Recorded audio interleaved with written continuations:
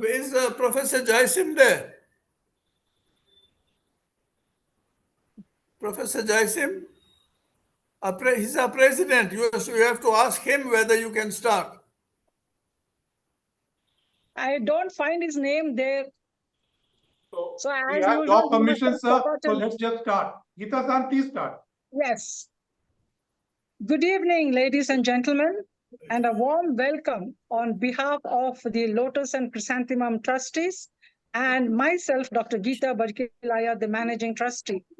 In this later half of 2024 calendar year, we are commencing our activities with a very interesting and illuminating webinar on Hindu deities and Sanskrit in Japan by Professor Benoy Behl.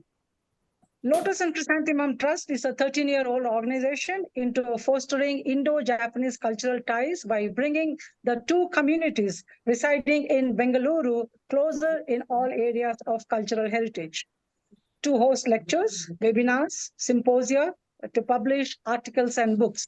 We earned the endorsement for our 3-day activities when celebrating 70 years of Indo-Japanese friendship from the Japanese Embassy in Delhi in 2022. Kiko Okano's Mohini Attam presentation at NGMA in December 2023 was an impactful success with a houseful audience.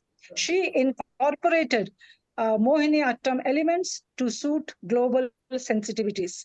The Board of Trustees comprises eminent personalities. Professor Benoy Behl, our esteemed speaker this evening, is a filmmaker who has made over 140 well-researched documentary films. They have been screened at many universities and museums across the world. Indian Habitat Center Delhi and D.D. Bharati screen his films once a month. He is also an eminent photographer, author, Buddhist scholar, and a record-setting traveler. Professor Behl's photographic exhibitions have been well received in 74 countries around the world. He had, for the first time, photographed the Buddhist paintings of Ajanta in their true colors and details. His book on the Ajanta caves, published by Thames and Hudson, is among the best-selling books on Indian art history in the world. It has been in constant reprint for over 25 years now. His recent books include The Art of India, Sculpture and Mural Painting in 2 volumes, Buddhism, The Path of Compassion on the Buddhist Heritage of the World, and Hindu Deities Worship in Japan. He is an adjunct professor at the National Institute of Advanced Studies, Bengaluru. Among Behl's significant contributions has been to unearth the extremely close ties of culture between the people of Japan and India. And this is going to be the core of his talk today. He has researched this since 1994 and completed a fellowship of the Japan Foundation in 2014. The Ministry of External Affairs, Government of India, sponsored the making of the film on the subject, which we will see personally presented by Professor Behl on today's LCT platform. 50 of the major temples of Japan have given unprecedented support for this research and film, and many of the shrines and deities are not accessible even to the Japanese. His talk today will touch upon the numerous Hindu deities, very actively worshipped in Japan even to this day, about the Havanas performed in 1,200 temples every day, along with the Sanskrit chanting of the Japanese alphabet kana, created based on the phonetics of Sanskrit and of the Bijaksharas for every deity. A warm welcome to you, Professor Benoy. I now request Mrs. Sujata Chatterjee to give an introduction to the film being screened in a few moments from now, after which the floor is all yours, Professor Benoy Behl. I would also like to inform that we have got some new participation. And I would request them to please leave your email ID in the chat box so that we can keep you updated of our upcoming programs. We are intending to have such webinars on very interesting aspects of Indo-Japanese cultural relationships. And also, I request the questions also to be typed in the chat box, which we will take at the end of the program. And Professor Behl will be too very happy to answer all of them. Over to you, Sujata. And we are looking forward to this very interesting talk later on. Thank you. Thank you very much, Geeta-san. Good evening, ladies, gentlemen, excellencies, and Swamiji. It gives me so much pleasure to welcome all of you on behalf of Lotus and Chrysanthemum Trust and Professor Benoy Behl. In 2014, the Japan Foundation gave a fellowship to Professor Behl, which helped him to take further his ongoing studies and documentation of Indian deities worshipped in Japan. Since then, the Japan Foundation have held the exhibition of Professor Behl's photographs of Hindu deities in Japan many times in Delhi and in metro cities across India. His Excellency, the Acting Ambassador of Japan, inaugurated this exhibition when it was held in the Rashtrapati Bhavan Museum in 2017. These exhibitions were covered by national newspapers across India, including on the front page of the Times of India, New Delhi. Professor Behl's film, which you will see today, was very kindly sponsored by the Ministry of External Affairs, Government of India. It is highly appreciated among Indian documentaries. This is a unique film. In the words of the former Director General of the Japan Foundation, New Delhi, Mr. Kaoru Miyamoto, it includes shooting done in the interiors and shrines of many important temples of Japan, which are not open to the public. It is said that Professor Behl's pioneering research of the subject has made a very significant contribution to India-Japan cultural ties. Ladies and gentlemen, Benoy Behl speaks to us today on Indian deities and Sanskrit in Japan. I thank you for your attention and hand the floor over to Professor Benoy Behl.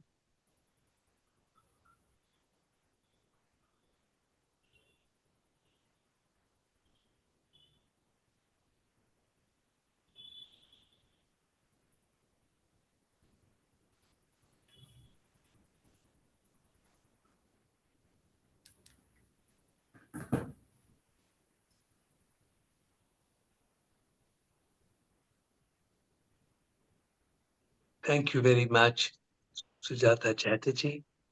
And thank you so much, Geeta Bhattacharya.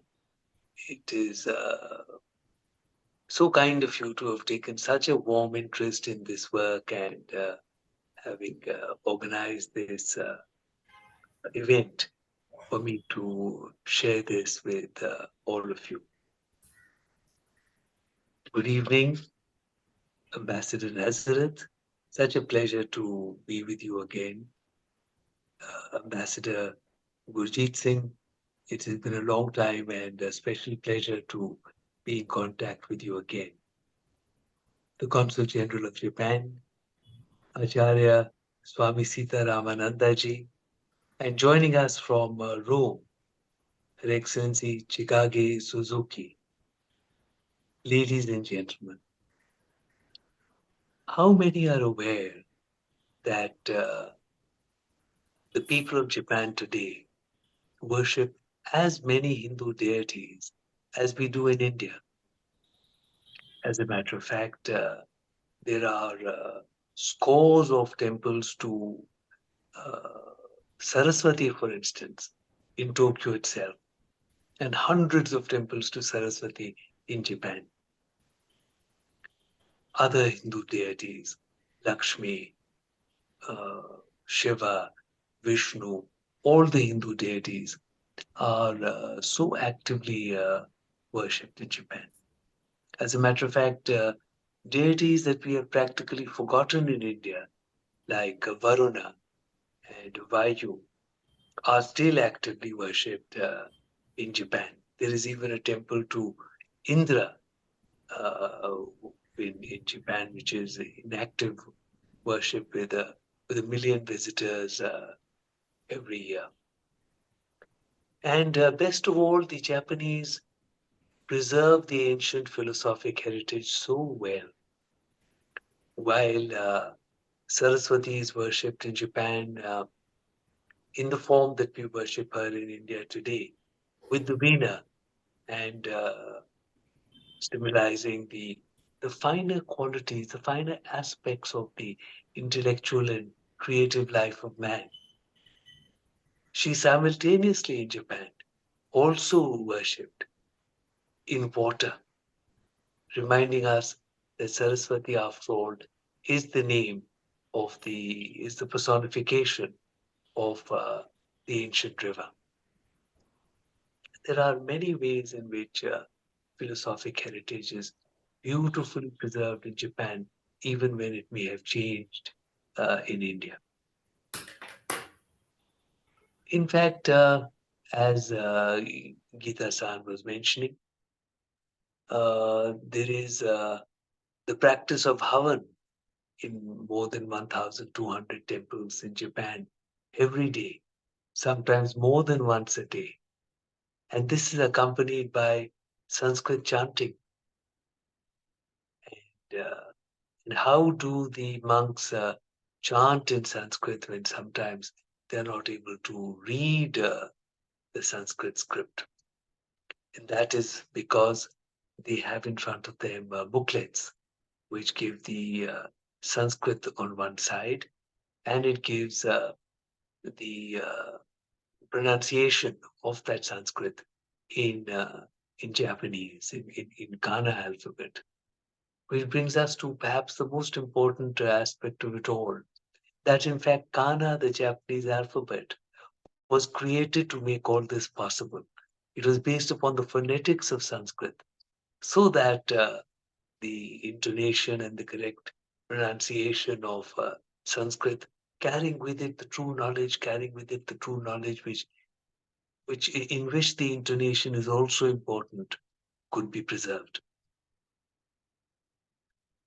So such are the amazing connections between India and Japan. As a matter of fact, how many are aware that practically every home in Japan has in it the Sanskrit alphabet? In the shrine room is kept the Bijakshara of the Buddhist temple. That is brought home and that is kept in the shrine room and it is worshipped. Sanskrit alphabet is still worshipped in Japan. And the best part is that this is the Sanskrit alphabet which is of the 6th century. Whereas in India, it has evolved and changed, and it is the 6th century alphabet. Siddham has been largely forgotten.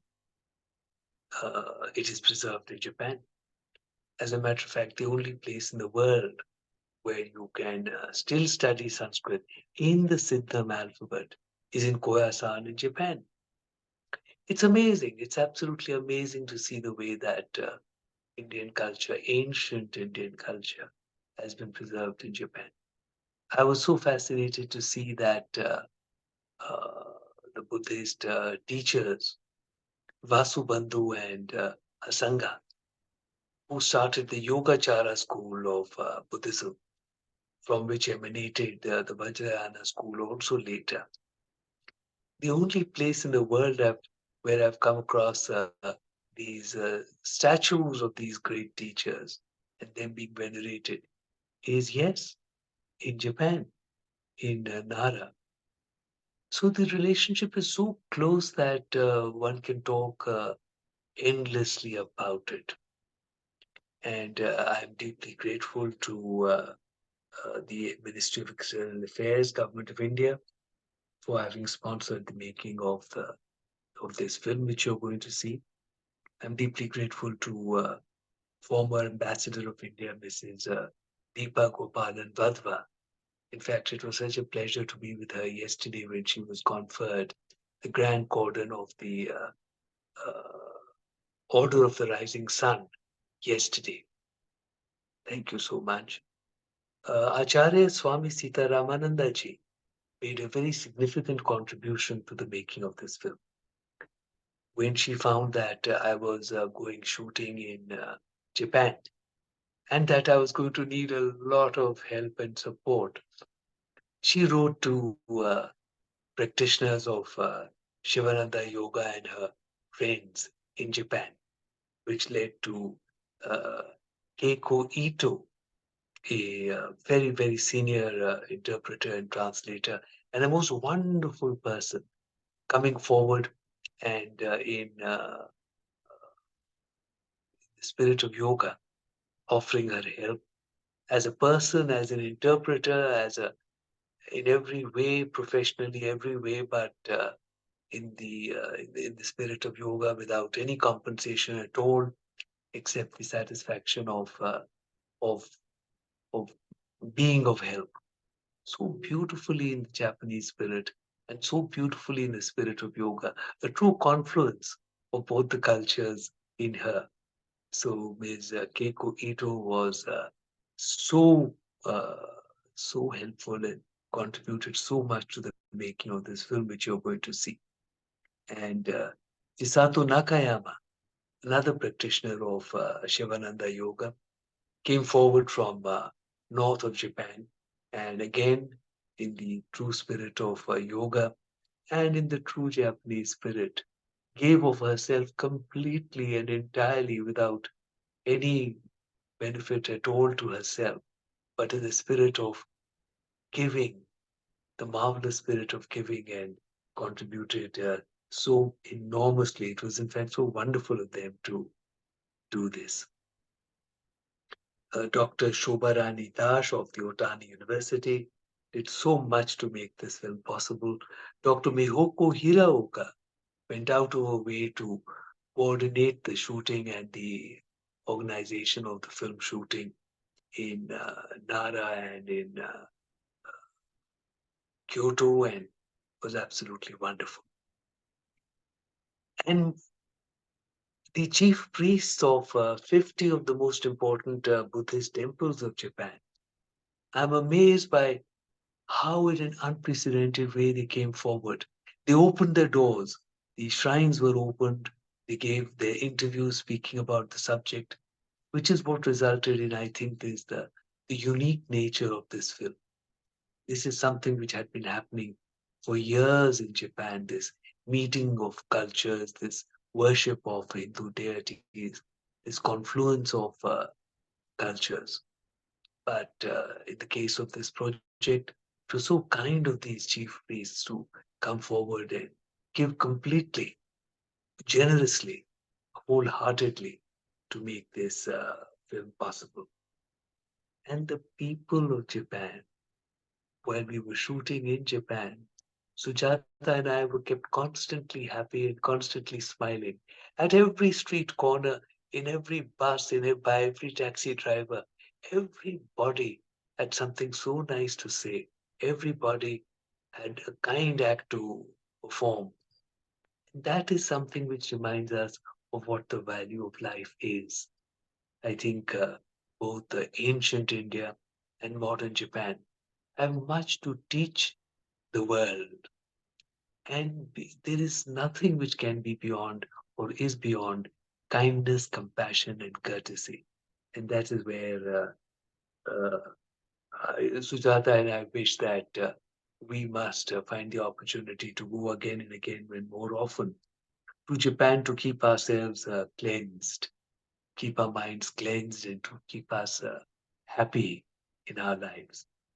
The Japan Foundation, of course, I must thank them deeply for their grateful for their wonderful sponsorship of the final part of my research on this beautiful subject, and Sujata Chatterjee, who helps me immensely in everything that I do and makes what I do possible. Thank you so much. And Shreyas, I would now request you to please run the film. Thank you.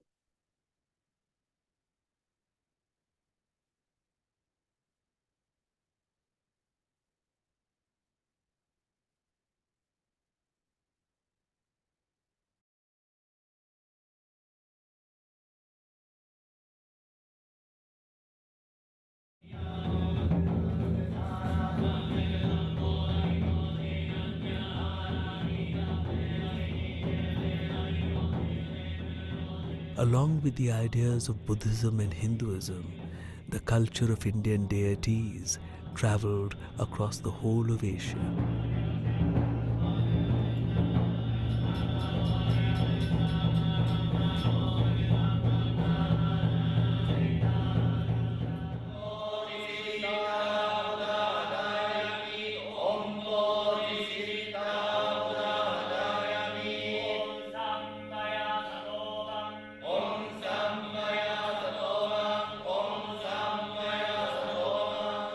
Very interestingly, more than 80% of Japanese gods are originally Indian gods.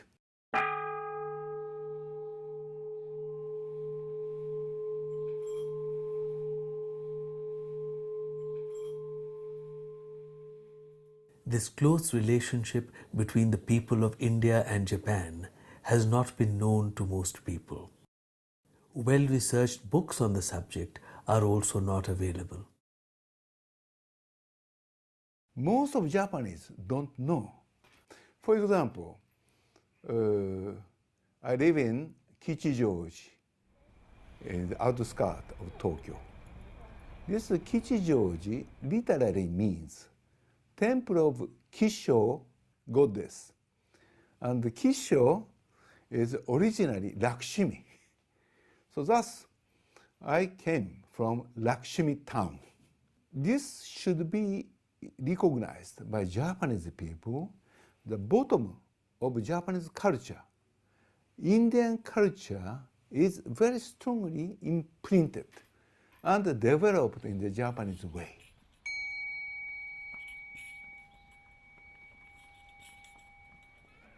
The Todaiji temple at Nara is one of the oldest and most revered temples of Japan.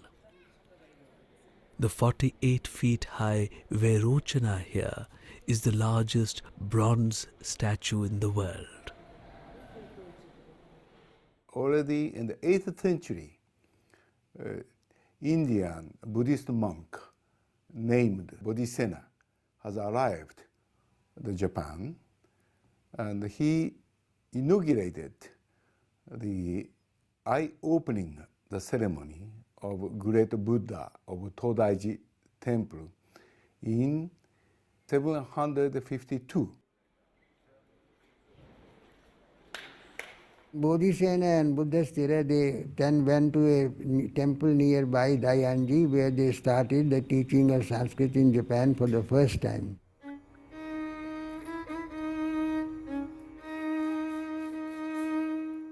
When the Japanese studied Sanskrit in the 8th and 9th centuries, Sanskrit was synonymous with the Siddham script. This was used for writing Sanskrit since the 5th century in India.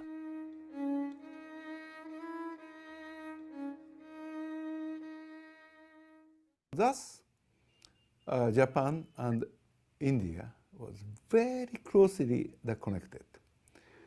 If you go to Japanese tomb, you may find sit-down letters. No Japanese can read these letters written on the tomb timber. And again in Japan, there is a Koya-san temples. In these Koya-san temples, they have still sit-down Sanskrit the school. Many monks are learning this Sanskrit, but the Sanskrit is sit-down letters. So perhaps Japan is a time capsule of Indian culture. Already in India disappeared.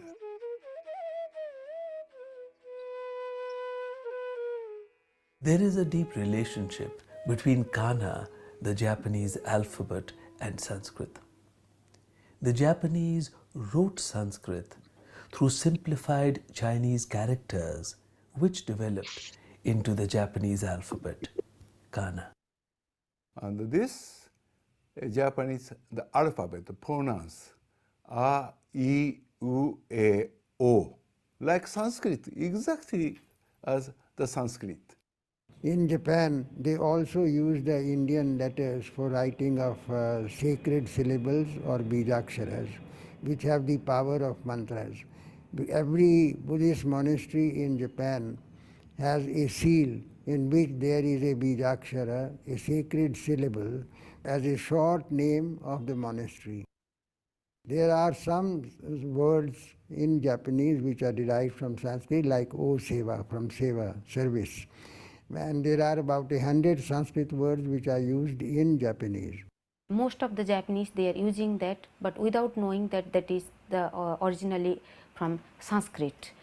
Suppose like they call the Buddhist temples at Thera.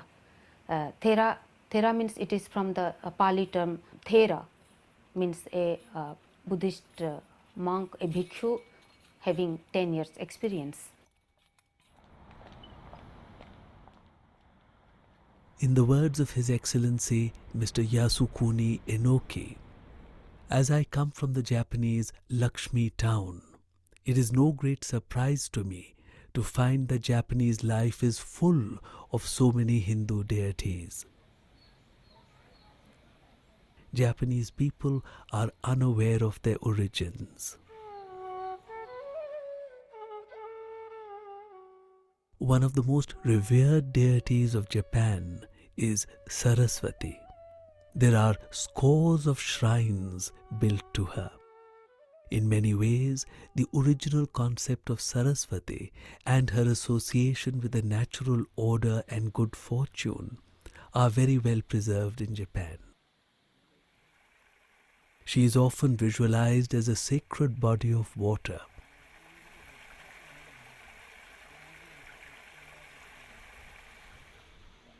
In Japan, we find the continuance of so many early ideas of Indian philosophy.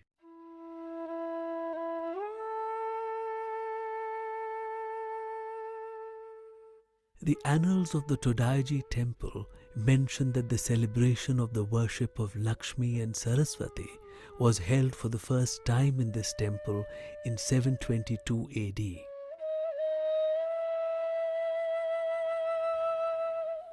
Ever since, it has been an annual celebration. In 1836, Saito Sachio wrote a guidebook to the Edo area or modern Tokyo. Saraswati was mentioned as the most popular deity here at that time.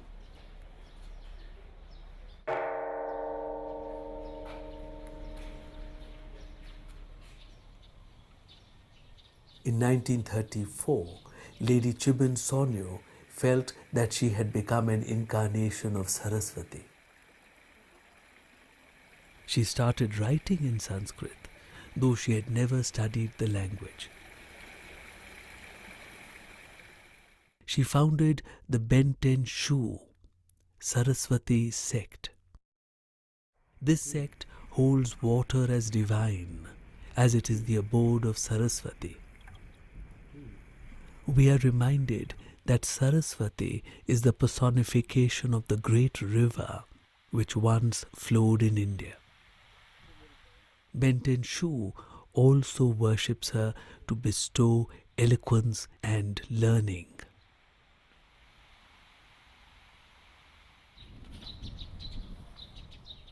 Worship of Lakshmi was done to ensure the peace of the land, wind and rain in good season, good harvests, joy of the people, and the good of all sentient beings.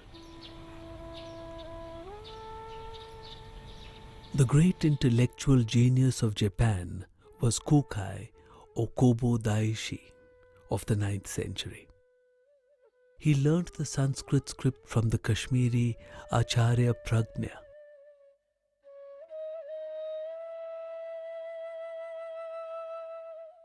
Kobo Daishi placed emphasis on a knowledge of Sanskrit. He said that the Japanese have had to rely upon translations to study Buddhism. However, the true words in the original language are exceedingly important. Every word has a profound meaning.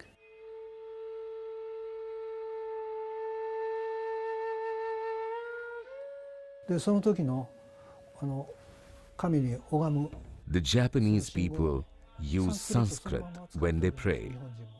Suppose in Sanskrit they say, Om Saraswati Swaha. In Japanese it becomes Om Saraswati Ke Swaka. オンサラスバテイエイソアカというその礼拝の仕方も In Japan, they are preserving the old Indian tradition because they are following the ancient scriptures. They are also doing the puja and the mudras as well as the sadhana. ムドラーですねムドラーもしてねそして There is nothing called Japanese or Japanese elements in these. It is the Indian Buddhist tantric tradition. ストートラもありますそれをもって礼拝して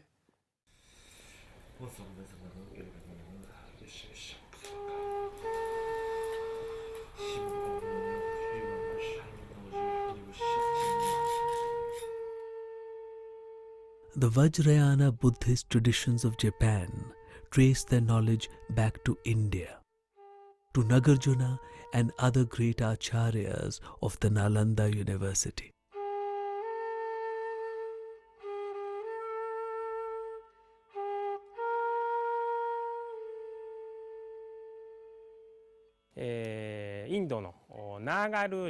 Nagarjuna is known as Gujio in Japan.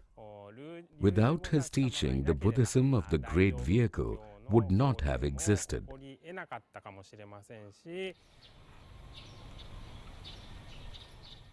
The Lotus Sutra is a major spiritual creation with a profound impact on life in Japan. It was translated from the Sanskrit by Kumara Jiva 1600 years ago.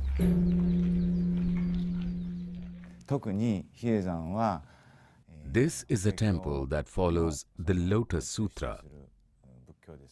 The sutra is originally from India and goes back to the teachings of the Buddha himself. It started from India and came to Japan.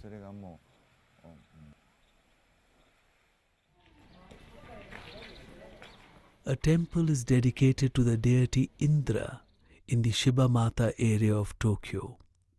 It is a most important Indra shrine today. 長栄山大教寺のご本尊でありまして This temple has 200,000 visitors on the new year alone. There would be about 2 million visitors every year. 1629年 Varuna has been worshipped in many temples in Japan to prevent droughts, typhoons and floods which occur often in Japan. A shrine was dedicated to Varuna in the Fudodo Sanctuary in Tokyo in 1836. The temple also has a representation of Kamadeva. He is worshipped by many young couples. There are many temples dedicated to Yama in Japan.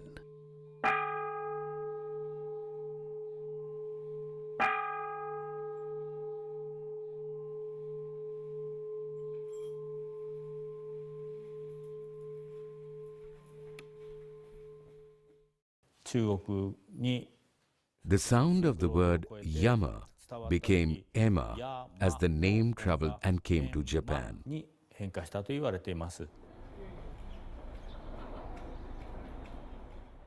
is the most ancient temple to Lord Ganesha which has been in use for the last 1,000 years. And young boys and girls go there to be successful in their courtship. The merchants go there to gain success in their business. The oldest which has been continuously in worship for the last 1,000 years. And I don't think anywhere in the world we have a temple to Lord Ganesha who has been there in constant worship for the last millennium.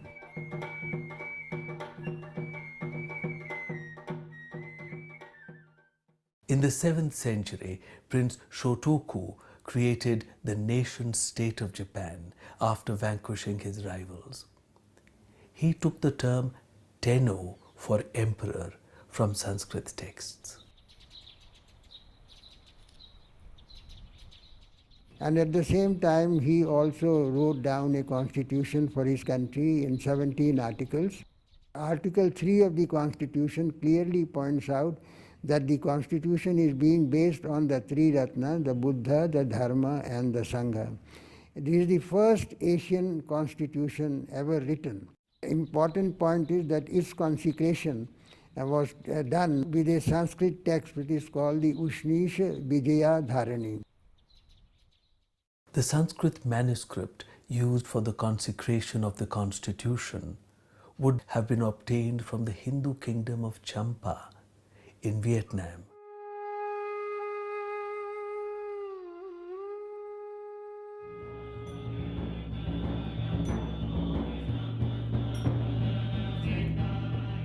Havan or Homa continues in Japan, where it is called Goma.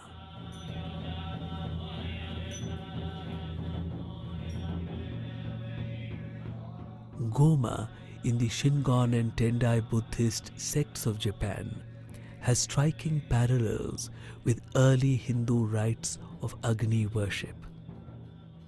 There are also deep similarities with the later Tantric tradition.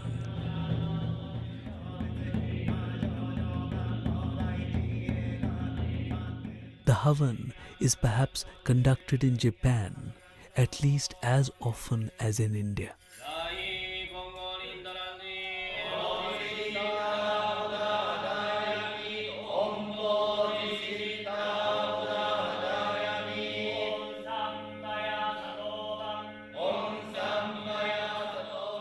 The Tantric Shingon school of Japan sings Sanskrit hymns.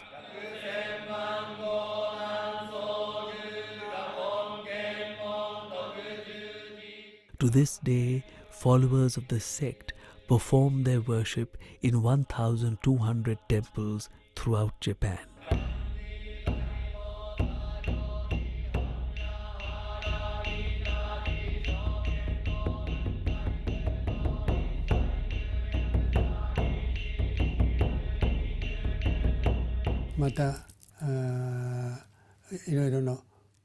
Esoteric Buddhism is from India, and the big philosophy of the universe is, of course, from India.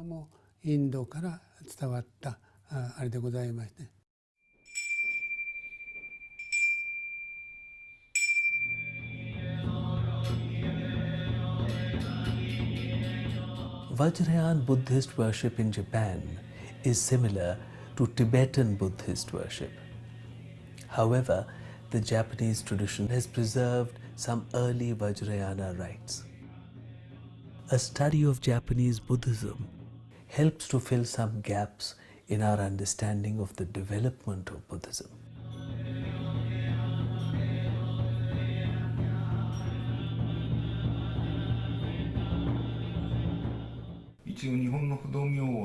There are 4 types of Shingon mantras or Fudo-myu in Japan. These are the mantras used in Japan which are not in the Japanese language. They are taken from the Sanskrit language of India.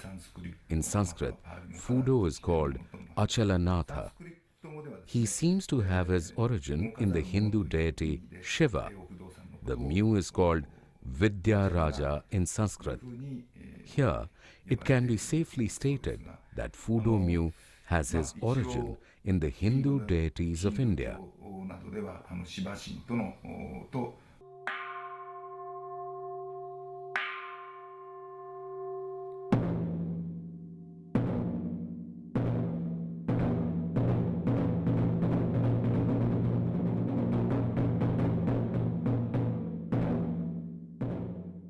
A sutra compares the cosmic force of the mantra with the mighty roar of a rising flood.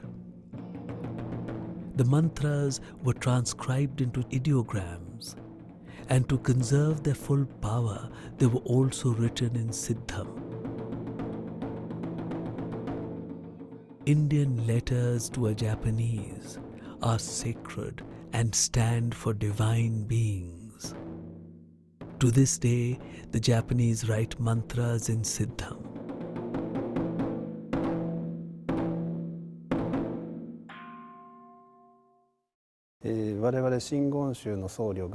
This booklet contains prayers in Sanskrit that are commonly used in Shingonshu or esoteric Buddhism.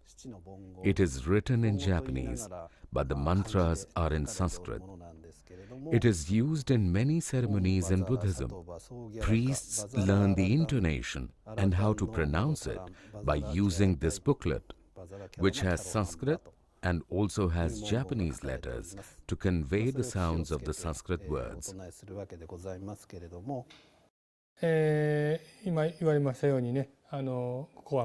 Every god has his own Bija Akshara.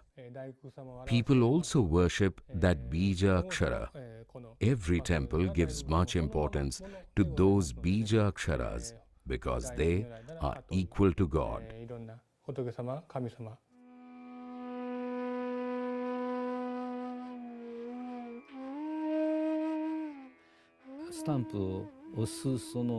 Visitors bring an album. We call it Shinchin. The visitors go to various temples and collect these Siddham stamps in the albums. These albums are like holy books for the people.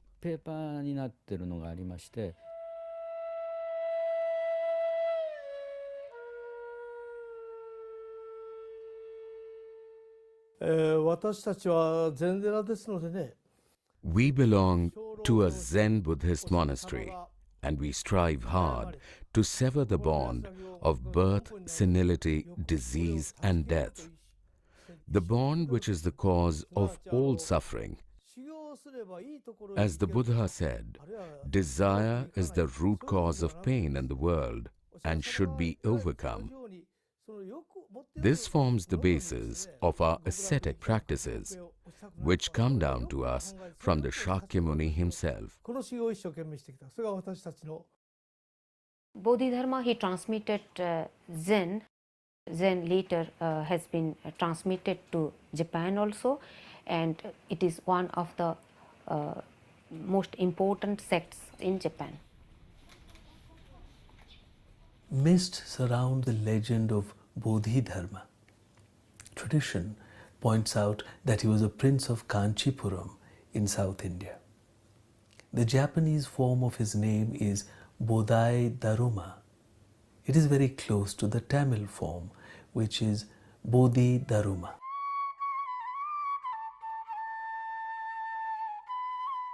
Zen was introduced in the 6th century.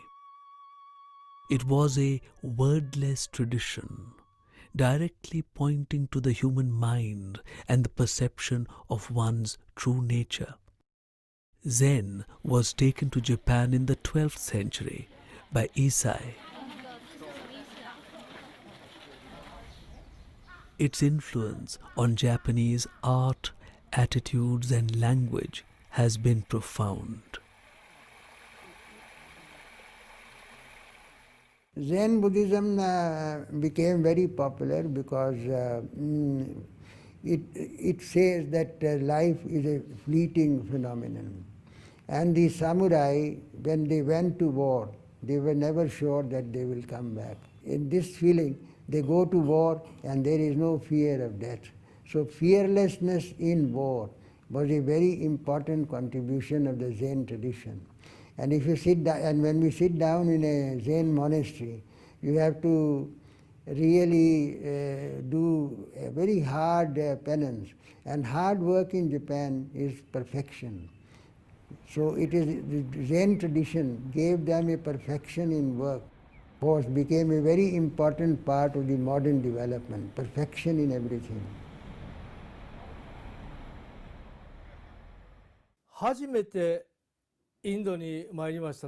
When I visited India for the first time, I made sure to visit places like Nalanda University, Bodh Gaya, and also the garden path trodden by the Shakyamuni himself.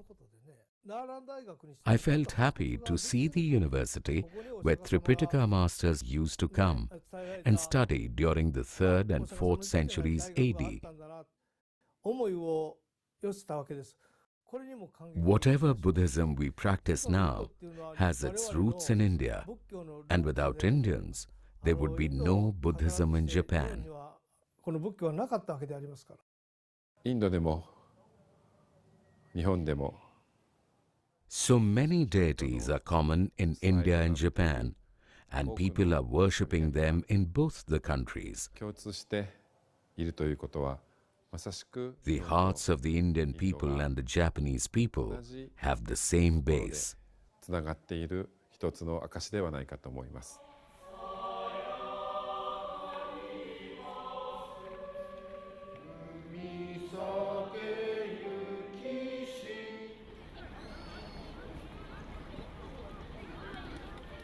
Japan is the one country where Buddhism is flourishing in all its facets. Here, technology and transcendence are living together. The deep-rooted spirit of Buddha's teachings energize the Japanese people. Buddhist temples are numerous, and vast numbers of people visit them every day.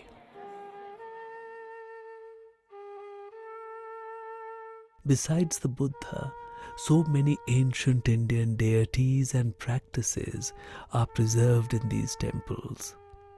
An Indian feels quite at home in Japan.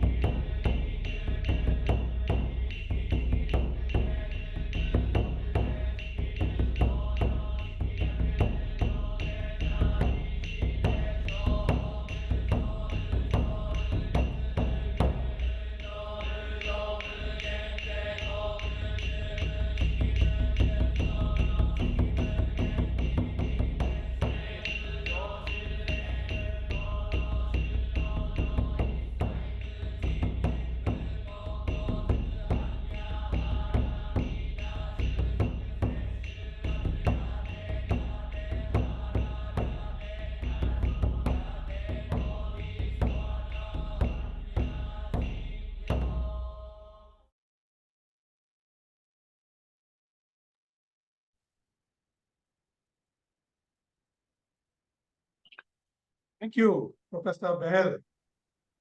Such a pleasure. Wonderful exposition, both through your talk and through your film. Absolutely delightful. And your research is so deep and varied. And I must confess, though I've spent 2 assignments in Japan, I have learned a lot from what you have just showed us. I was aware of Saraswati as Bentai Zen and Ganesh as Kangi Ten or Vinayak Ten. But you brought so many Indian deities to the fore, and it's quite marvelous. So evidently, what you have uncovered is the underlying theme which unites India and Japan. And very often it is forgotten. But I think you have uncovered it so well. So thank you indeed so much. Wonderful. Absolutely delightful. And I was so happy to see Professor Lokesh Chandra and Ambassador Inoki, who I knew in my first assignment in Japan as part of your film. Absolutely delightful. Thank you, Professor Behl. Thank you so much. Thank you so much. Thank you, Very kind. Ambassador Gurjit Singh San, for the incisive analysis and understanding of Professor Benoy's talk in his own inimitable way. In many ways, Japan has preserved many ancient Indian traditions. India's relationship with Japan is far closer than most seem to be aware. It is time to understand this and to build upon the shared culture, and we at Lotus and Chrysanthemum Trust will endeavor to foster the same. So we will now go to the chat box. And before that, I would like to set the ball rolling by asking you a question, Professor Benoy. You have said that Saraswati is also represented as water, and I think that there is a lake which is named after Saraswati. Is she represented what to say iconographically when she is seen as a river? Otherwise, she is seen as holding a bina. Right. In a few hundred temples in Japan, she is in the shrine holding the veena, and in a few hundred other temples in Japan, she is worshipped as a pool of water. So that is also maintained in Japan. And yes, there is a very large lake, the largest, perhaps most important lake of Japan is called Lake Biwa, named upon Saraswati's Biwa or Veena. So that is the importance of Saraswati in Japan. Thank you. So Archana Shastri says, very fascinating. Could you please recommend some readings on the iconographic adaptations of deities in Japan? I'm afraid there is not much which has been deeply researched and written upon this subject, but you would find some details in my book, Hindu Deities Worshipped in Japan. You may like to try that. Thank you. Mrs. Ratna Kumari, she is the principal from Bengaluru, says, thank you so much, sir. It was a wonderful session. Learned a lot of information. Thank you so much. Then we have our Neeru Singh, who represents the UN, and the wife of Ambassador Gurjit Singh, who would like to ask you a question. So over to you, madam. Thank you so much, Geeta-san. And thank you so much, Dr. Benoy Behl, for your very interesting and very thought-provoking, actually, film for somebody like me who has lived and been in Japan many, many times. I was very much aware that there was an underlying deep connection between Indian deities in Japan and Indian philosophy as well in Japan and India. But I did not understand or realize the extent to which it was spread across many, many different thousands of different shrines. I do remember my visit to Kyoto, where there is this shrine called Sanju Sangendo, which actually is given the title of being one of their national treasures. And I remember walking down and actually reading each one of the plaques, which said that there was Varuna, Vishnu, Lakshmi, Brahma, Shiva, Garuda, Vayu, Narayana, and Indra. And I remember that I thought that it was probably limited to some temples, but I didn't realize how extensive this was. So I would personally be very grateful if you have a list of temples in Japan, because we do keep going to Japan, and I would like to go now with this lens and visit these temples. So if you could give us a recommendation, I would really deeply appreciate it. It will be my pleasure. But please refer to my book, Hindu Deities Worshipped in Japan. You will probably find quite a few details there. And do include Koya-san in your visit. Koya-san. Where is Koya? Is in Tokyo? No, Koya-san is a few hours drive away from Kyoto. Okay. And it is a very beautiful place. It's a slightly hilly area. It's a beautiful place. And that is where Sanskrit is still taught in the Siddham script. And it has everywhere that you go, there are numerous temples to Saraswati and to the other deities. So it's a matter of knowing what to look Where to for. go? But Exactly. it is everywhere. It is actually it's a deeply shared culture of which both the people are not aware. So it's just an awareness that needs to be created, and I hope that films like these and books like these will help to create that awareness. And what is most Absolutely. important is that this is an awareness of something which is fundamentally good. It is a philosophic view of life, which constantly takes us away from the crass materialism of the modern world. It is something. It is it is something which reminds us always about that which is beyond, that which is ethical, that which is beautiful, that which gives a dimension of beauty to life, that gives that which gives grace to life. So we are constantly reminded of that, which provides a value to life. So that is where I think we would benefit considerably by looking repeatedly at these connections, because they're connections of good things. Thank you. Absolutely. Thank you very much. Thank you, Dr. Benoy. My pleasure. From Mukta, Austria, who says, it was awesome, sir. Thank you. From Mohan, Bengaluru, thank you, Dr. Benoy, for an enlightening session, especially as I just visited Nara and Kyoto. Then from Galaxy A31 without the name, the presence of Siddha script is really fascinating. I wish Behl can throw some more light on this, please. It was a great eye-opener for me. Fantastic.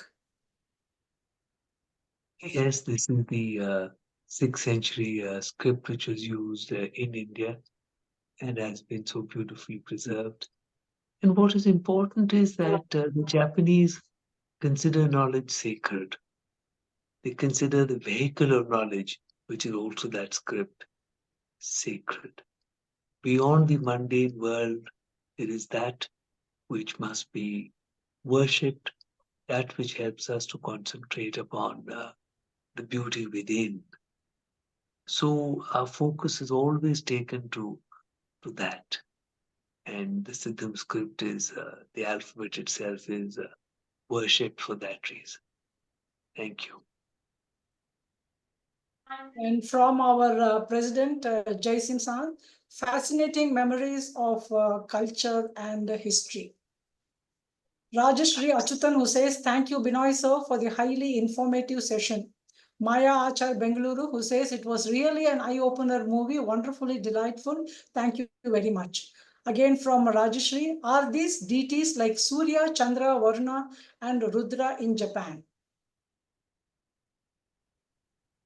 All the Indian deities, in one form or the other, are to be found worshipped in Japan. It is the ancient scriptures which were taken there, and so they are preserved. So that is a marvelous thing. We can be reminded, in fact, of, as I've also pointed out in the film, even the Vajrayana Buddhism, which started with its roots in Yogacara school, started in Kashmir Valley by Sangha and Vasubandhu, and then transformed into the more complex Vajrayana school, and continuing to be known as Tibetan Buddhism today. There's so many links in the development of all this, which can still be seen in Japan. So really we need to look at all this closely and always reminding ourselves of the beauty of life which is contained in this look that we take. Thank you. Good morning, and thank you, Dr. Harpind Ajmani, tuning in from Chicago. Impressive research. Having visited many Buddhist temples in Japan, Vietnam, Thailand, and Bhutan, what are the links between the practice of Buddhism as seen in these countries? What do we learn about the evolution of the faith? The most important things that you learn in studying Buddhism in places, even in the north, you go up to Siberia, where you study Buddhism. In the west, you go up to Kalmykia in Europe, where you study Buddhism. In Southeast Asian countries that you mentioned, and in South Asia, everywhere you study it. The most important thing which really emerges is that it is a deeply philosophic view of life. And the deities do not belong to any specific religion as such. As a matter of fact, religion is a concept which was brought in under colonial rule in much later centuries. You find that there is the worship of deities which are Hindu deities, there is the worship of deities which are called Buddhist deities. But in fact, it is all philosophic. All these deities are personifications of concepts and qualities. We meditate upon the deities. We meditate upon them to respond to them. And in that response, we awaken the most beautiful things inside ourselves. We awaken, in fact, the deity within ourselves. And hopefully that deity will fill us completely. And then we become the deity. So such is the ethical and beautiful manner of, these are the most important deep connections in the practice of Buddhism everywhere. And in modern times, sometimes we lose touch with these deep and essential things. We tend to focus on superficial things, superficial things. We look for differences. We look for minor iconographical changes. We look for slight differences in artistic style, and sometimes we lose a sense of the whole picture. And the whole picture is a beautiful, ethical, and lovely framework which teaches us always to be still, teaches us always to look within and discover the grace and beauty within ourselves. Thank you. Dr. Harihara Srinivas Rao. So he says that it is a fantastic discovery that shows deep connections and also link to India. There is a Vivo V2336 without a name. I am a serious student of Ikebana. It was started by worshipping Buddha. It also started worshipping Buddha with flowers. That too reminds how impermanent life is. I think it is just a statement. And again, from another participant, wonderful presentation and film by Professor Behl. This confluence can become a strong bridge between the people of India and Japan. Thank you so much.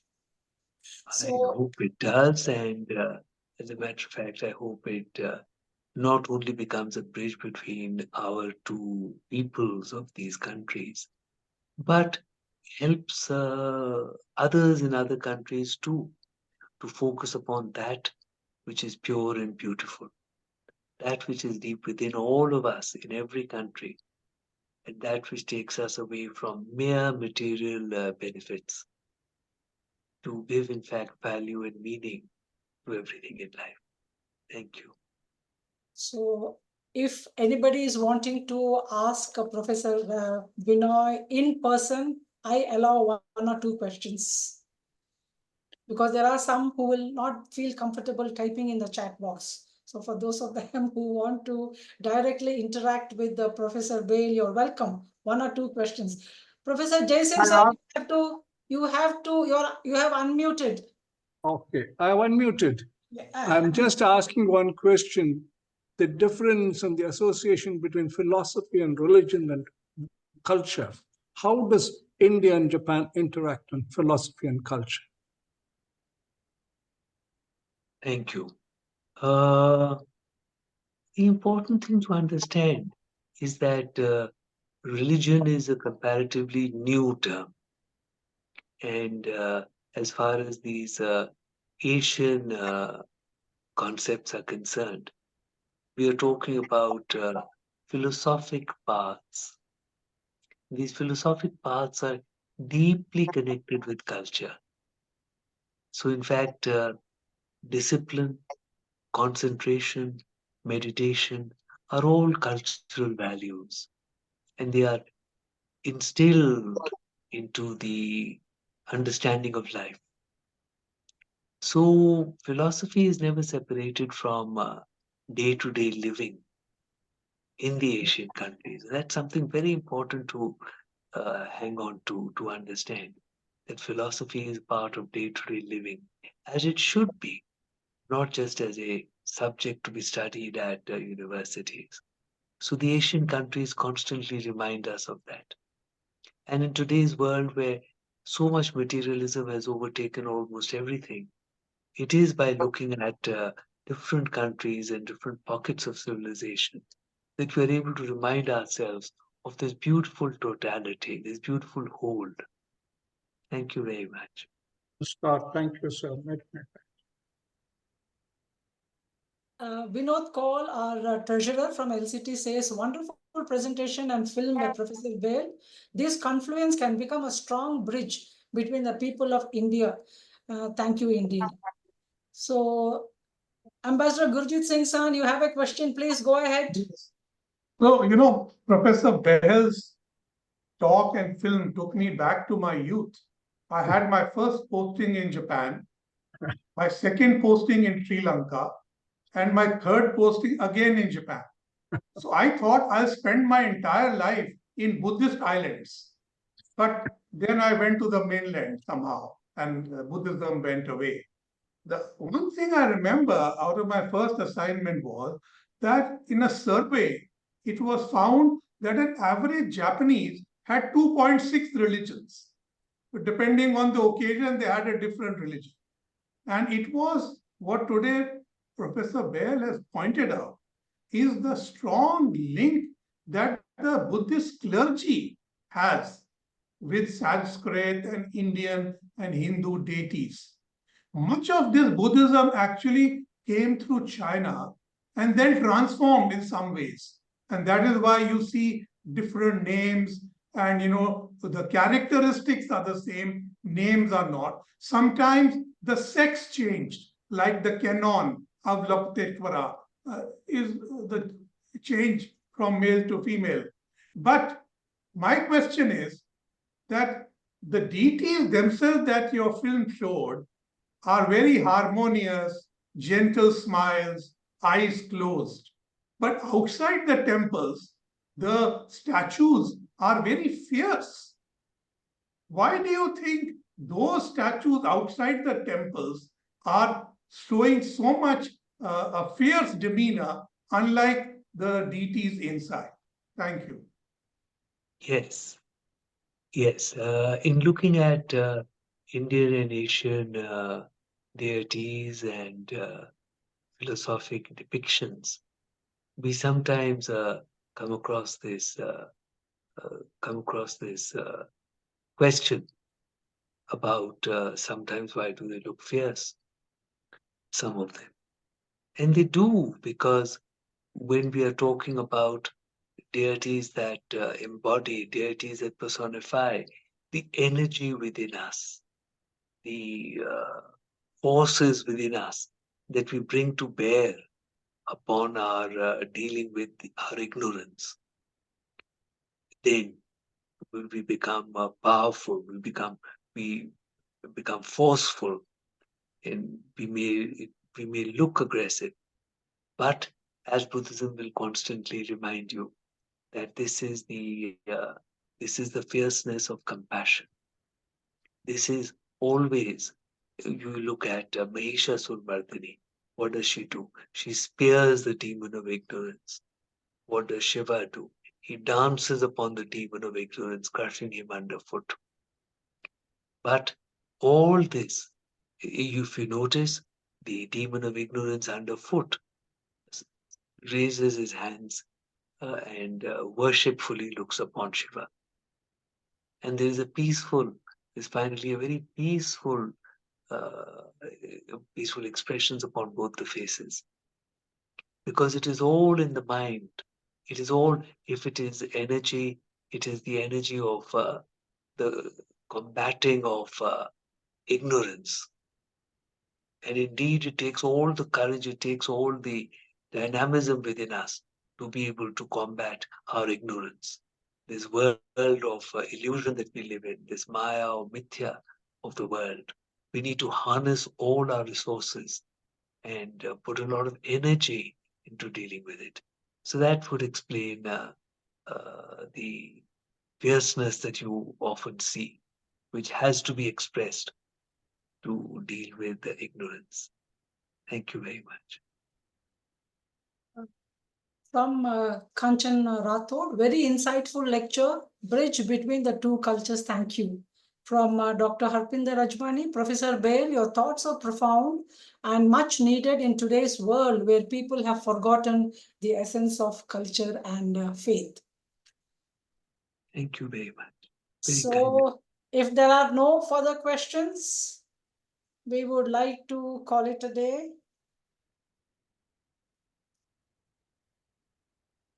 Indeed, thank you so much for such an enlightening exposition today. Absolute, sir. Objective and very spiritual. Thank you very much. Thank you so much.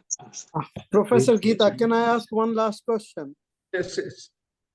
Yes, please.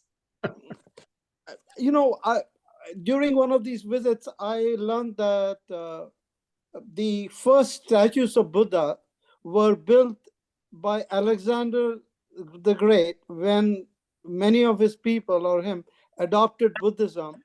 And therefore, the early statues of Lord Buddha look very much like the Greek statues. And before that, there were really no statues of Buddha. I come to this because having seen so many different ways in which Buddha has been depicted, and some of the answers you gave just now as to why there are different variants of the statues themselves. So I wanted to know, how did this come about in the evolution of Buddhism? Yes. Now, the period of time which we are talking about of these statues, you start seeing images and statues not only of Buddha, but also of Shiva and other deities at around the same time. And you begin to see these around about the 1st, 2nd century BCE, coming into the 1st, 2nd century AD. That is the period of time. And those that you see in the northern part of, which you see in Gandhara, in the northern capital of the Kushanas, those are much more influenced by Central Asian and sometimes even Greek styles of art. But in their southern capital, for instance, in Mathura, they are not.